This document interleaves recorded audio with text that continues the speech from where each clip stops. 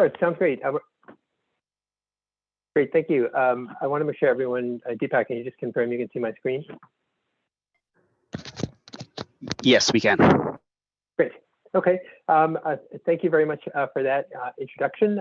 I will do the major share of the presenting. Tristan is on hand to answer questions. The disclaimer at the outset, of course, any opinions expressed here are our own, are my own, are Tristan's own, and do not necessarily represent the views of the Federal Energy Regulatory Commission or FERC or any particular commissioner. So where best to start this overview? Let's do it here, which is the world as it is.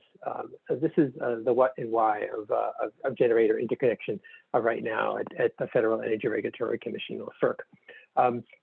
FERC's core guidance for interconnection is manifested in the large generator interconnection procedures and agreement and the small generator interconnection procedures and agreement. The large is for interconnection of generators larger than 20 megawatts, and small is for small generators no larger than 20 megawatts and their interconnection to jurisdictional transmission facilities. We'll get more into both of those later. But what I want to focus on really on this slide are the 4 points to consider that are going to pop up repeatedly during this presentation. That is, number 1, FERC has established a standard set of procedures in order to protect system reliability. Number 2, guard against undue discrimination. Number 3, expedite the development of new generation. And number 4, ensure that rates are just and reasonable. Like I said, those are going to pop up repeatedly. But number 2 and 4 are really statutory guidelines. They're requirements established by the Federal Power Act. They require FERC to guard against undue discrimination and ensure that rates are just and reasonable. Number 1 is obviously reliability, and number 3 is a policy consideration that has permeated our interconnection policy. So how did we get to this point? Well, it really goes back to 27 years now, in order number 888, and industry restructuring, which was a move away from vertically integrated utilities. By vertically integrated utilities, I mean utilities that owned all of the transmission lines, but also all of the generation and served retail customers. Order number 888 required public utilities to file what were called open access transmission tariffs. In other words, they had to open their transmission wires to anyone who was willing to pay the rates to use those wires. Order 888 also removed impediments to wholesale power competition and sought to bring more efficient, low-cost power to electricity consumers. The why of this is pretty interesting. A lot of it dates back to the Public Utility Regulatory Policy Act of 1978 that encouraged the development of merchant generation. And once so established, there was a pressure to allow those entities to sell more widely. And that created a policy pressure eventually that led to open access.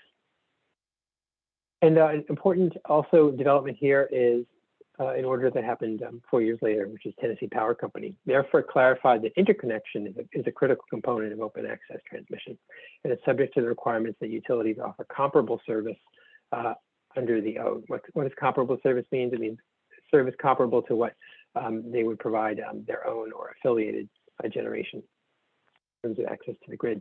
So in this order, in Tennessee Power, the Commission encouraged transmission providers to revise their open access transmission tariffs, or OATs, to include interconnection procedures, but it did not require it. And one thing that I want to emphasize here is that the Commission's approach to interconnection arose out of FERC's transmission precedent and its policies, where a major goal, as we noted, was to eliminate opportunities for undue discrimination. So really, interconnection arose from transmission precedent and policy. FERC treated generator interconnection effectively as a different kind of transmission service request. And that's really the paradigm. And part of this paradigm is also a first in time is first served approach. If you're first in time, then you're the first entity that's studied for whether it's transmission or interconnection. So, and it's a serial process where individual projects were studied. They might be studied concurrently, but if you were first in time, then if you were first to submit your interconnection request and you were as long as you commit all the requisite requirements, you would get studied first. So there was an incentive to get into the queue as soon as possible. But what was happening was, the commission issued order 888, and then issued Tennessee Power Company in 2000, did not yet standardize what interconnection procedures or agreements would look like. And in 2001, many interconnection disputes were coming before FERC, which is an important indicator that there may be a need for some sort of standardization. Also at that time, in 2001, there was a new chairman at the commission named Pat Wood, who came from Texas, the Public Utility Commission of Texas. And he had been down the road with his own commission in Texas, establishing generator interconnection procedures. So he decided that he was going to make that a priority at FERC, and that's just what he did. So the commission issued order number 2003 2 years later that standardized the interconnection procedures and agreements. This is what created what we call the LGIP, which is the Large Generator Interconnection Procedures, and the LGIA, the Large Generator Interconnection Agreement. The procedures is really just a step-by-step guide for how a generator gets interconnected, what studies are conducted, what information is required, et cetera. And then once you get to the end of that process, your prize is an actual interconnection agreement that sets forth the legal rights and obligations of each party and addresses cost responsibility issues and operations, et cetera. One thing to point out in order number 2003, and we'll get more to this later, is that in order number 2003, the commission also carved out small generators, that is 20 megawatts or smaller, indicating that they presented special issues that should be addressed separately. So the commission initiated a separate rulemaking for small. Consistent with what I said before about transmission, the LGIP and LGIA were required to be added to FERC jurisdictional tariffs. So, another example of why it was another component of open access transmission. And what does this process look like? Well, it's quite simple, actually. It looks like this. All right, maybe it's not so simple. If you can see my cursor, which I believe you can, at the bottom left, you start with an interconnection request. And this process is sort of standardized and it's iterative. So you submit your interconnection request, and then you go to the feasibility study phase. Feasibility study phase sounds, we're lucky here that the three major phases sound kind of like what they are, which is they examine whether this interconnection request is feasible in the current system. If you clear this relatively minor threshold, then you go down to the next study, which is the system impact study. Again, it is what it sounds like. It looks at the system and determines what effect the presence of this new resource can have on the system. Once you clear that hurdle, then if you don't need a restudy, then you go to the facilities study phase. This again looks at what facilities are needed to accommodate your interconnection request. And if you get through all those and you make all the required study payments and everything else, then you get to have a standard an interconnection agreement signed specific to your project. This is, like I said, this process is standardized and it's iterative, and it gets more specific with each subsequent study and the studies that live up to their names. This is sort of like dance notation, right? And like any dance, it's interesting to look at, to observe it, but it also tells us, if it's a good dance, then it tells us something about the interaction between the dancers. And in this case, the process is sort of less a square dance. I wish I could say it was an electric slide, because that would be appropriate, but really it's sort of literally and figuratively a tango. And like a tango, it has marked rhythms and postures and abrupt pauses. And I suppose that also, like a tango, or the purpose of one, it ends or does not end with an interconnection. So one issue in all of this process, something to consider, is how to get interconnection customers information about the best locations for interconnection, because that helps a developer determine, maybe the speed of interconnection, possibly also the ease with which it can get through the process. Would identify whether there be a limited number of hardware additions constructed to accommodate the interconnection request. And order number 2003 contemplated the possibility that a developer could submit multiple requests for different points of interconnection. It's sort of, like on a prospecting basis to find the best location to interconnect in terms of cost and access to the system. And back then, back in the 2003 timeframe, there was excess transmission capacity or headroom available in much of the country. And this was most likely, a residual effect of planning that occurred before electric restructuring. There was, some overbuilding of transmission that was there to accommodate expectations and load growth. Now this system. Oh, and by the way, it's that overbuilding and that excess capacity or headroom, and its depletion becomes an issue as we get closer to today. So this is the process is applied to large generators. What about small generators?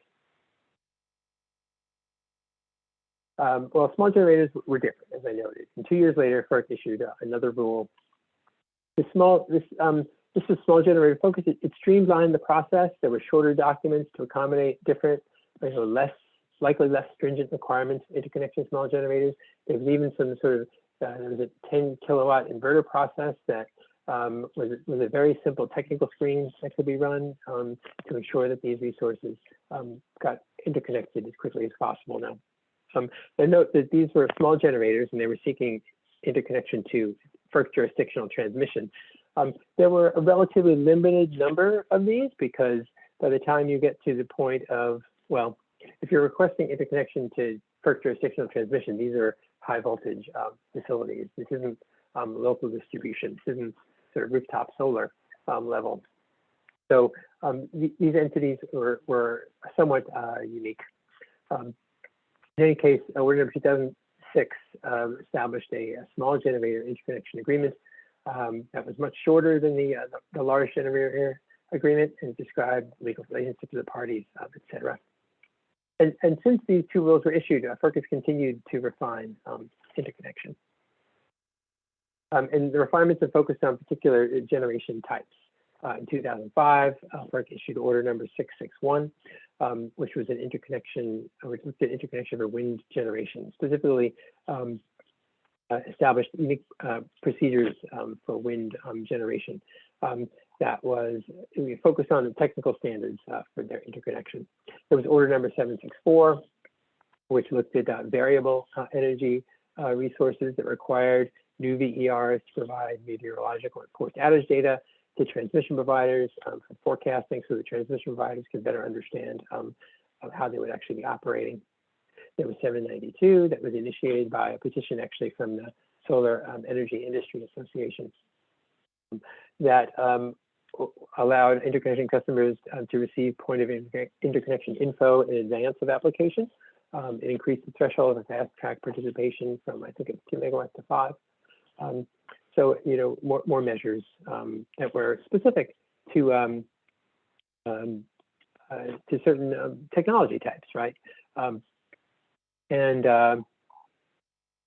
These were tweaks to the overarching policies that were established in orders number 2003 and 2006. And in each case, FERC was continuing to grapple with how best to achieve its goals in a changing market. And those goals, again, being the 4 goals of protecting reliability, preventing undue discrimination, expediting development of new generation, and ensuring that rates remain just and reasonable. So here are a few more other notable rulemakings. In 2015, FERC issued order number 807. Each of these indicated an ongoing focus on renewable specific issues. 807 protects holders of interconnection facilities, interconnection customer interconnection facilities, which sort of lead lines, generator lead lines. There was some concern that entities with lead lines that hadn't fully utilized them would be required to make them subject to open access. Put some protections around those requests. In order number 827, FERC established more reactive power requirements applied to non-synchronous generation. It removed an exemption from wind generators, an exemption that had existed for more than 10 years or so. FERC determined that for all newly interconnecting non-synchronous generators, including wind. They had to design their facilities to be capable of providing reactive power. What had happened in the intervening 10 years was there was advancements in technology that reduced the cost of technology. So it was time to require wind generators to comply and get in line. Order number 828, requirements for frequency and voltage ride-through for small generating facilities. 827 and 828, by the way, indicate that small and variable resources were growing up and suddenly expected to act like more and more like other synchronous generation technologies. So after all this tinkering and tweaking that FERC conducted, how did the overall enterprise of interconnection look? Well, after order number 2003 and 2006, there were policy and market pressures that encouraged the increased development of renewables, the increase in resource retirements, and a reduction in available transmission capacity. And as that was happening, more fundamental problems started surfacing. Studying proposed generator interconnection became a challenge for transmission providers. They were overwhelmed with requests for interconnection. Some of those proposals were speculators, and those projects were never built, or the entities proposing them were fine until they discovered how much it would cost to actually interconnect, and they backed out. And in the face of increasing queue requests and continued queue congestion, the Commission held a technical conference in December of 2007. And then in March of 2008, it issued an order on the technical conference that offered recommendations for expedited queue processing. No requirements, but just some recommendations, but an indication that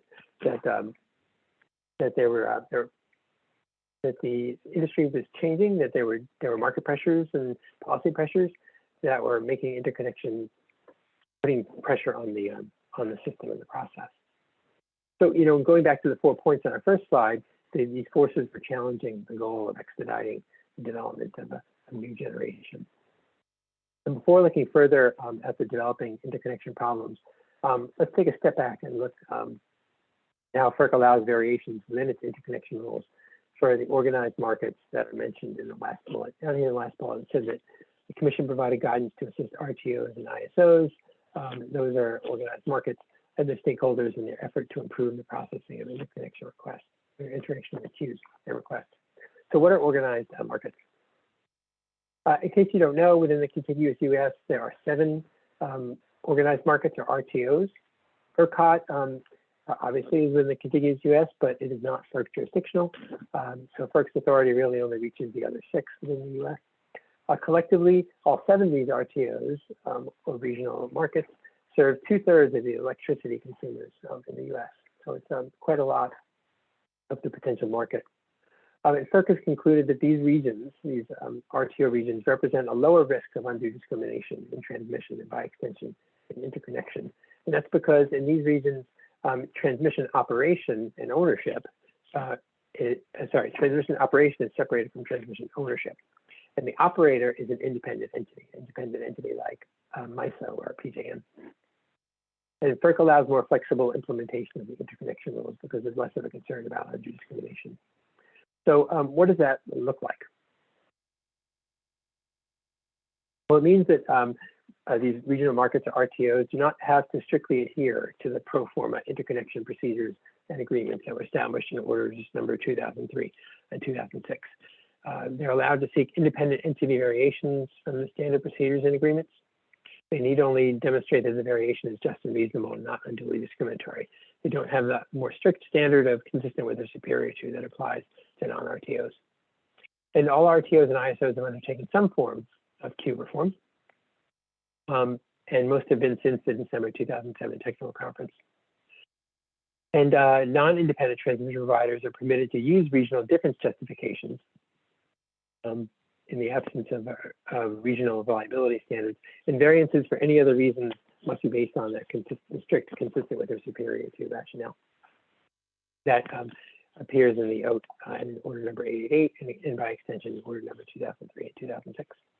So it's really the potential for undue discrimination that explains the major difference in approaches inside and outside of RTOs. And the pro forma documents in order number 2003 and 2006 more strictly apply really outside of RTO regions. So the focus of FERC's recent activity continues to be the expedited development of new generation through more efficient processing of the interconnection queue. The FERC introduced some new reforms to the interconnection process in 2018. In April 2018, the Commission issued Order 845 that sought to improve certainty, transparency, and efficiency in the interconnection process for all interconnection customers. And the final rule adopted reforms on 10 issues in 3 groups. The first being promoting a more informed interconnection. And those included identification of contingent facilities, more transparency of models and assumptions that transmission providers use when studying interconnection. It revised the definition of generating facility, and it also required the reporting of certain interconnection study metrics. That was in response to concerns that interconnection studies weren't happening under the timelines established in the procedure and documents. On that second bullet, right, the objective was to improve certainty, transparency, and efficiency. FERC is still trying to achieve these objectives to determine how best to expedite queue processing in what is really a rapidly changing market. But with the term certainty and transparency, they've sort of highlighted different goals. It's a less direct method of achieving the 4 goals we identified at the outset. And now the focus is more on the customer experience. How is it that we can ensure that there's transparency in the studies that are occurring, but also greater certainty, so that an interconnection customer seeking interconnection will find out sooner rather than later how many network upgrades are required or other hardware is required in order to interconnect. These represent a potentially large and unknown cost that, because of their late revelation in the process, can create quite a bit of risk. So the other 2 major groups of reforms are improving certainty for interconnection customers by giving interconnection customers the option to build certain facilities and greater clarity on dispute resolution. The other group being enhancing interconnection processes. That is, an entity can request service below a generating facility capacity. That is, you can interconnect a generator that's 100 megawatts, but you may seek interconnection in the process for only 75. Why might you do that? It's possible in the course of finding out about system capability that the cost to interconnect 75 is far lower than the cost of interconnecting 100. There's also something called provisional interconnection service and utilization of surplus interconnection service. This gives the customer a little bit more flexibility when interconnecting, flexibility in terms of time. And then there was also material modification and incorporation of advanced technologies provisions as well. Again, the focus in Order 845 was on the customer experience by adopting measures that improved certainty for customers and enhanced the interconnection process to give the interconnection customer more options.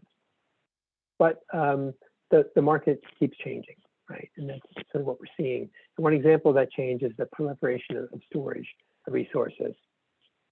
And in February 2018, the Commission issued Order number 841, requiring RTOs and ISOs to establish participation models consisting of market rules, ensuring certain things for storage resources. I won't walk through them here because they're not really relevant to interconnection, but storage resources are unique, right? Because they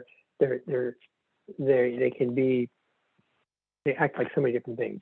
They can be supply, they can be load, sometimes they can be transmission only, so that they're complicated. And this is just an example of the Commission deciding that a new kind of resource and its new capabilities should be further accommodated in the market. And their proliferation includes their use in conjunction with renewable resources. And collectively, these resources are referred to as hybrid resources. So the Commission has devoted its own resources to determining how best to fit hybrid resources into the market, including their interconnection. So in July 2020, the Commission hosted a technical conference to discuss issues related to hybrid resources, and that included that second sub-bullet there, interconnection issues. FERC did issue an order requiring that RTOs and ISOs submit reports of their policies. And the Commission also issued a white paper on hybrid resources. And with the proliferation of these technologies and the industry moving towards an increasing reliance on renewable resources, on top of the large number of resource retirements, challenges continue to arise, including challenges to established policies and procedures. And what do those challenges look like? Well, in addition to accommodating types of technology, here are some of the challenges that have arisen anew, or again, since order number 845 in 2018. I'll walk through some of these in a little bit more detail in the next few slides, but really the existing or managed interconnection problems that have sort of been bubbling up over time have really become more acute. And the Commission hears about this from the industry and the trade press, but also sees this as an increase in disputes regarding interconnection costs or requests to waive procedures that come before it in case matters. So on top of this, there's also policy pressure from states that are supporting renewable development and are vocal about how the procedures need to accommodate their policy interests as well. And we'll take a closer look at some of these issues in the slides that follow. First up is a queue backlog. This is the interconnection queue. This can occur outside or inside of an RTO area. It may be driven by high volume and increased complexity of an interconnection request. Now, some regions have staff and resource limitations, and they're just not capable of processing these large queues and their backlogs. There's also the matter of the available transmission capacity being exhausted in many regions. And it's probably interesting to note here that in order number 2003, FERC envisioned an interconnection process that would take roughly 3 years. That's what it was hearing from outside the building, outside of FERC, but for that reason, it was sort of baked into the interconnection process. And that expectation was also built into market structures like the forward capacity market in ISO New England. But backlogs and delays have stretched out that time frame. And sometimes it could be as long as 5 or 6 years for an interconnection to be completed. And that's in part due to our next issue, which is restudy loops. This can cause delay. If a large project is in the queue and it decides for whatever reason to withdraw, then all of the resources that were studied, assuming that generator would exist on the system, have to then be restudied. This also can occur due to technology changes. Restudies may be necessary due to changes in the network model assumptions or correction of study errors. There's many reasons for restudies. And this is also an unknown for interconnection customers who may not realize how much restudy risk they face. So the study process, which is intended to ensure reliable interconnection and identify the hardware necessary to connect, it has to respond to a dynamic queue. And as resources exit or postpone, then there could be the need to restudy. This adds cost and delay and uncertainty, which is subject to our next slide. Looking further into cost and delay. The cost variances can be due to changes in assumptions or models, changes in equipment, could be customer-driven changes in scope. As far as the changes in schedule, it could be due to changes in the schedule of contingent projects, limited resource availability for conducting studies. There could be delays in information exchange or studies, especially if you've got an affected system involved. It could be construction delays as well, which are extremely common, if not expected. So you take an already uncertain process and you add cost variances and the possibility for delay, and then the interconnection process can get frustrating for developers. That's why, in part, the Order 845 focused on customers, and that focus really continues. One of the factors that can increase cost and delay is affected system coordination. This arises from the need for upgrades in a neighboring transmission system. So if you're interconnecting to transmission system A, but neighboring system B is seeing some potential transmission effects from the interconnection of the resource at A, then B may need to be studied and possibly may need upgrades as well. So really that coordination can be problematic because the neighboring or affected system is neither the interconnection customer nor the transmission provider, but it has to cooperate, and they may lack the motivation or resources to cooperate in a timely way. And the problems here are transparency and accountability in the effective system coordination process. There isn't much transparency, and accountability is sometimes hard to determine. The timing of coordination is also a problem, again, because effective systems lack incentives to participate. We also don't know what their modeling and study procedures are, or how to allocation of effective system costs can be problematic as well, and another factor to consider on top of other upgrades or hardware costs. So this issue requires a wider focus than just the single interconnection and its point of interconnection. And another example of a wider focus that involves integration is transmission planning. And this is something that we've heard more and more from interconnection customers and states, is that the increasing network upgrade costs for interconnection those costs are starting to capture system upgrades that may be better suited to a regional planning process. This is really also another byproduct of the elimination of that excess transmission capacity that's been depleted since the introduction of order number 2003. So here we've got a large number of interconnection requests that are in areas with 2 transmission lines or along market seams. So you have the need to interconnect what's expected to be a large number of renewable resources in a windy but relatively unpopulated area. Many regions where the amount of generation in the interconnection queue is larger than what is needed to serve the region's load. Talk about a situation where the system is just not built to accommodate all this generation, or the expectation that generation is in some of these remoter areas that they might have a lot of wind and solar, but don't have the transmission infrastructure to support the movement of that generation. Got large and costly upgrades. And also the issue of whether larger transmission upgrades should be included in the transmission planning process as opposed to being built through individual interconnection requests. So remember at the outset, I said that FERC viewed interconnection as a kind of transmission service request. And this coordination, this planning coordination goes through a different paradigm. This is almost an integrated resource planning approach. Right? It looks not just at your expected load growth, but also the expected generation growth, maybe even generation growth irrespective of load growth, including technology type. And it's this question in the last point that's manifested in the recent Commission rulemaking docket. And that docket began with an advanced notice of proposed rulemaking, or a NOPR, that looked at both planning and interconnection together. And so in July of 2021, the Commission issued this NOPR, I call it a NOPR, a NOPR, on building for the future through electric regional transmission planning and cost allocation.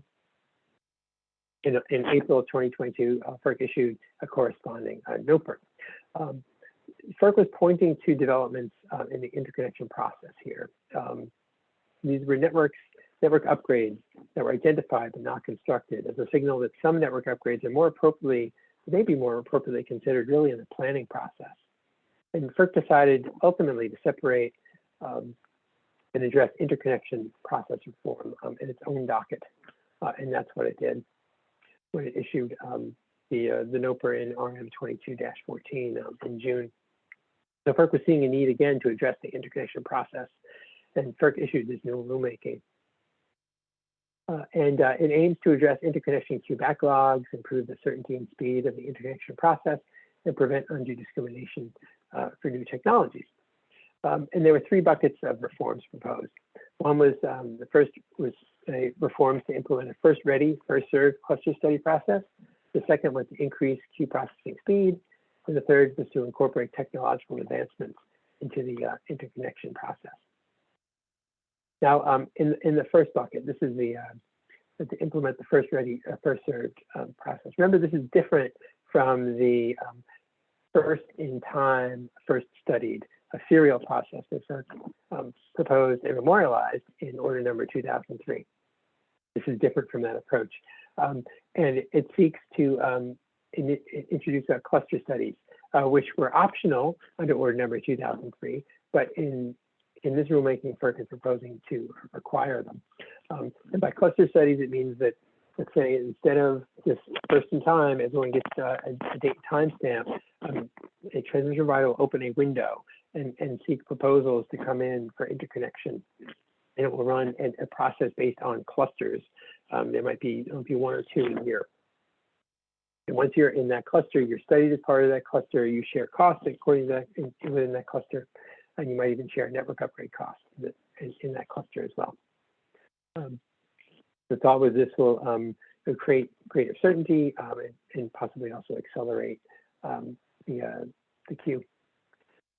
Other reforms, greater interconnection information access. Remember also earlier I said that in order number 2003. Hey Mike, just a 5-minute time check. Sorry to interrupt. Oh yeah, no problem. FERC introduced a process. Sorry, I lost my train of thought, but I'll get back to it. Remember in order number 2003, FERC introduced a serial process, and they moved to a cluster process here. And in the serial process, FERC was expecting that resources would speculate and possibly submit a few interconnection requests to try to find the best location in order to discourage that kind of interconnection activity. Here, FERC decided instead to propose that we allow greater information in advance of submitting an interconnection request. So there was more information access available to customers. Also, the third sub-bullet there, shared network upgrades, that there would be the opportunity for people who came along later who relied on upgrades that were paid for by people early in the queue would share in those costs. That's another proposal. The Commission also sought, again, to discourage speculative projects by increasing financial commitments and commercial readiness requirements. It also proposed a transition process from the existing process to the new process. And the next bucket that FERC focused on is queue processing speed. And the first of those proposals was the elimination of the reasonable effort standard. This is a standard that was baked into the process that required transmission providers who were conducting studies to use reasonable efforts to meet study guidelines. On the 20 or so years that order number 2003 existed, FERC has never found the transmission provider to have violated this reasonable effort standard. So FERC is proposing to look at incentives differently, possibly even through the implementation of penalties. FERC is also proposing to standardize certain elements of the effective system studies, including pro forma agreements, and to allow for resource solicitation cluster studies, which would give states and their policy priorities an opportunity to get into a cluster or sort of set a placeholder for a project that clears a resource solicitation. In the next bucket, there were technological advancements being accommodated through the interconnection process. Sorry, that includes increasing flexibility for co-located generations and allowed softening of the material modification process to allow for the consideration of different generation facility additions and availability of surplus interconnection and operating assumptions for interconnection studies made clearer with respect to resources like storage, which can have operating assumptions that test the traditional assumptions that are applied. One here that FERC was trying to memorialize in the pro forma process additional flexibility for resource developers who are seeking interconnection while continuing to assure reliability. There's a few more on technological advancements on the next slide. And this is my last substantive slide, Deepak. So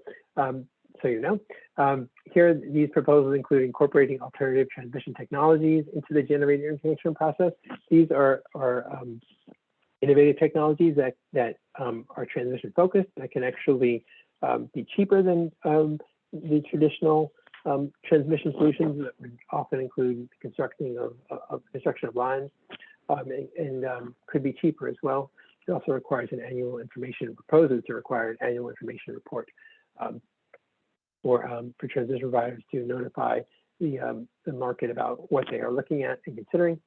And then there's also technical requirements for the modeling and performance requirements for non-synchronous generating facilities as the Commission continues to try to come up with what the right requirements are for that.